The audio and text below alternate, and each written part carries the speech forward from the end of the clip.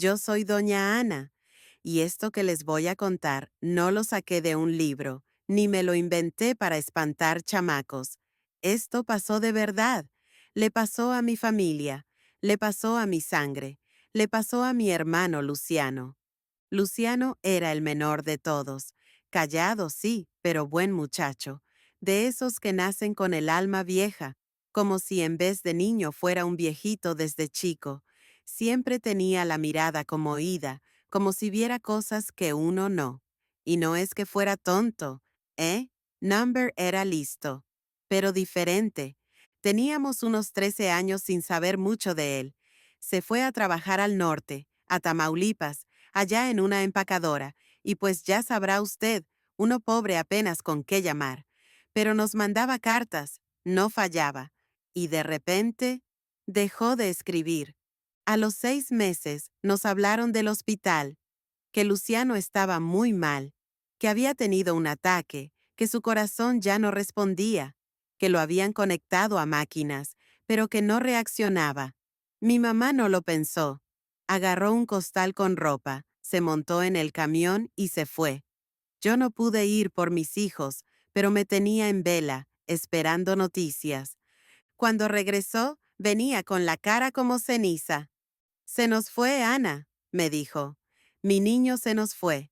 Le hicieron el velorio en casa de una tía allá en Ciudad Mante, un cajón sellado, que según por el estado del cuerpo, que porque había que enterrarlo rápido. Solo nos dejaron verlo por un cristalito. Yo nomás vi su frente pálida y sus labios apretados. No lloré. Me quedé como helada, como si algo no cuadrara. Lo enterramos en el panteón viejo del pueblo, ahí junto al mezquite torcido, como él decía de chiquito que quería. Y ya, la vida siguió, hasta que 4 días después pasó lo que nadie creería. Un hombre llegó tambaleándose al pueblo, roto, con la ropa hecha jirones, descalzo, flaco como nunca lo vi. Era él, era Luciano. Yo lo vi con mis propios ojos. Mi mamá se desmayó al verlo. Mi papá se quedó mudo. Los vecinos empezaron a santiguarse. ¿Y él? Él no hablaba, solo lloraba. Lo sentamos en la cocina, le dimos agua con azúcar y poco a poco empezó a hablar, a decir lo que le había pasado. Y lo que contó, mire usted, ni en película. Contó que cuando lo declararon muerto, él sí sentía todo, que escuchaba a los doctores, que oía a los enfermeros, que sentía cómo lo movían, cómo lo tapaban, cómo lo metían en una bolsa, pero no podía hablar, no podía moverse, como si su alma estuviera viva, pero su cuerpo dormido. Dijo que en el hospital sintió que algo oscuro lo rodeaba, como si la muerte lo quisiera, pero que él no se quería ir, que algo dentro de él gritaba, aunque por fuera nadie lo escuchaba. «Estoy vivo», decía por dentro, pero sus labios no respondían. Lo llevaron directo al panteón, al pueblo, y ahí dentro del ataúd dijo que sintió cómo lo bajaban, cómo lo ponían en la tierra, cómo caía el polvo encima. Contó que no podía respirar bien, que la caja estaba apretada, que se le venía la desesperación encima, hasta que un golpe, un tronido como de madera vieja, y un hilo de aire entró. «Fue el mezquite», dijo, «el mezquite que tronó justo encima». Dice que eso le dio un segundo de respiro, que entre la raíz que rompió el cajón y la humedad de la tierra, pudo moverse un dedo, solo un dedo, pero eso fue suficiente. Se pasó horas, quién sabe cuántas, rascando, rompiendo con las uñas, con la boca llena de tierra, con los ojos cerrados, sin saber si estaba soñando o muriendo, pero con una sola idea en la cabeza: salir. Y salió. Escapó entre los matorrales, medio ciego, con el alma rota. Se vino caminando por las veredas, siguiendo la carretera, hasta que llegó y tocó la puerta de su propia casa.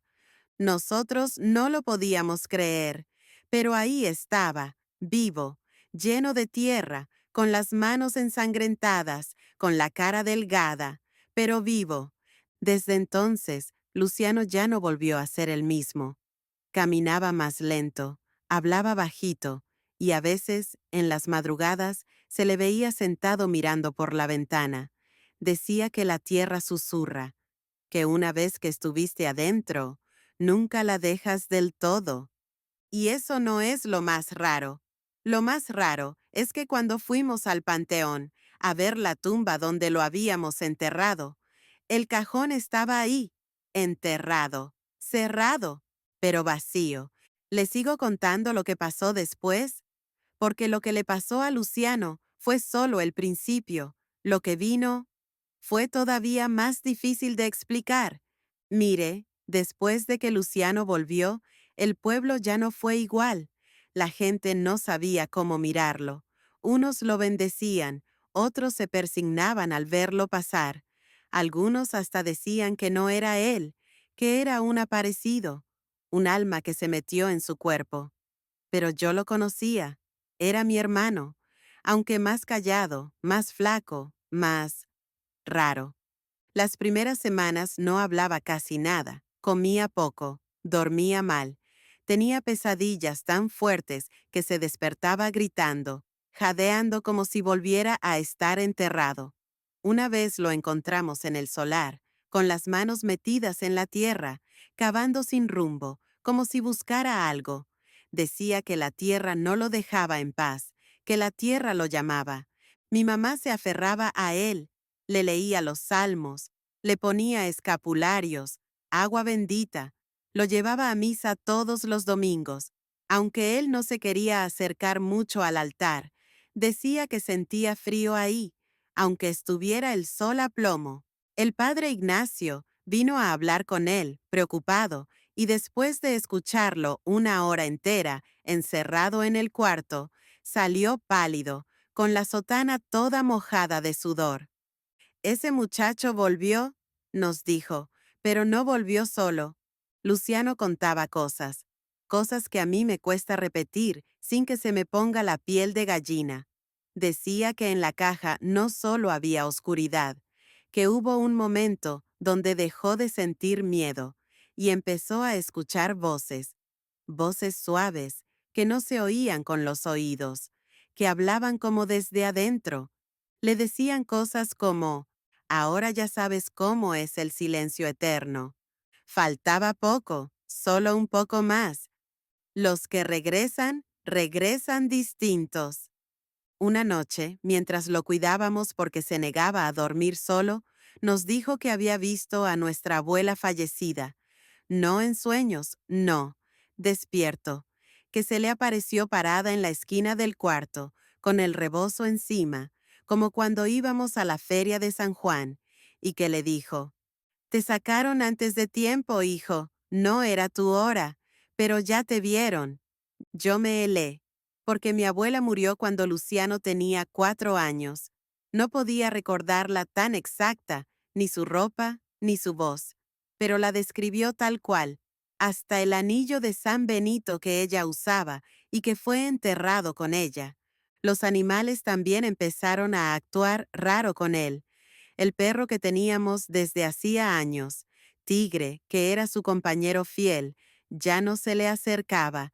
Ladraba desde la esquina del patio, con el rabo entre las patas. Una noche incluso salió corriendo y no volvió. Los gatos se le quedaban mirando fijo, sin parpadear, como si vieran algo más. Y no fue solo en la casa. En el pueblo, la gente empezó a hablar, que si lo habían enterrado mal, que si rompimos las reglas del descanso eterno, que si volver del panteón era una ofensa para los de allá. Una señora, doña Cata, la rezandera, nos vino a decir que el alma de Luciano estaba partida, que una mitad estaba aquí, pero la otra seguía bajo tierra. Hasta la cruz que teníamos afuera de la casa amaneció una vez con grietas, como si alguien le hubiera dado un golpe fuerte, y por más que la cambiábamos, siempre al amanecer aparecía inclinada, como vencida. Luciano empezó a escribir. Llenaba cuadernos completos con cosas que no entendíamos, dibujos de espirales, ojos, raíces, palabras en otro idioma. Decía que no era él quien las escribía, que solo le venían a la cabeza. Los curas no supieron decirnos qué era. Un médico que consultamos nos dijo que podía ser trauma, pero los símbolos eran iguales a unos que aparecieron tallados en la puerta del Panteón Viejo días después. Una madrugada me desperté con frío. Salí a buscar a Luciano porque no estaba en su cama. Lo encontré parado frente al campo, descalzo, con la mirada al cielo, y murmuraba una sola frase, una y otra vez. Ya vienen por mí, ya vienen por mí. Lo agarré del brazo, lo llevé como pude a la casa. Esa noche no durmió nadie, y al amanecer, el mezquite torcido del panteón apareció caído, partido en dos, como si algo lo hubiera reventado desde adentro. ¿Cree usted que lo que enterramos ese día fue solo a Luciano? Porque yo ya no estoy tan segura. Desde entonces, cada vez que pasa algo extraño, que se apagan las luces sin razón, que los relojes se detienen, que un pájaro negro se posa en el tejado y no canta, yo sé que es un recordatorio de que mi hermano volvió de donde nadie debería regresar. ¿Quieres saber qué pasó después? Porque esto no terminó ahí. No, señor, lo de Luciano fue solo el primer aviso. Lo que siguió nos marcó para siempre. Luciano vivió 5 años más desde que regresó del panteón. 5 años en los que su cuerpo estaba aquí, pero su mirada seguía allá. A veces, cuando lo veíamos caminar por el patio en la madrugada, con los pies descalzos sobre la tierra fría, entendíamos que nunca terminó de volver del todo, que algo de él se había quedado bajo aquel mezquite caído. Nunca quiso hablar más de lo que vio ni de lo que oyó allá adentro. Solo decía que hay silencios que no se deben romper. Murió una mañana tranquila, sin dolor, sin aviso, sentado en su silla, mirando al horizonte. Tenía una pequeña sonrisa, como si al fin se hubiera reconciliado con algo que nosotros no entendíamos. Lo enterramos otra vez, en el mismo lugar, esta vez con salmos, con incienso, con la cruz firme y bendecida.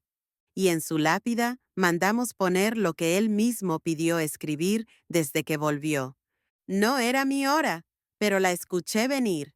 Desde entonces, cada vez que paso por el panteón y el viento sopla entre los árboles, siento como si una voz suave me hablara desde lejos, como si alguien, desde abajo, todavía susurrara algo, no con miedo, sino con memoria, porque hay historias que no se cuentan por asustar, se cuentan para que no se olviden.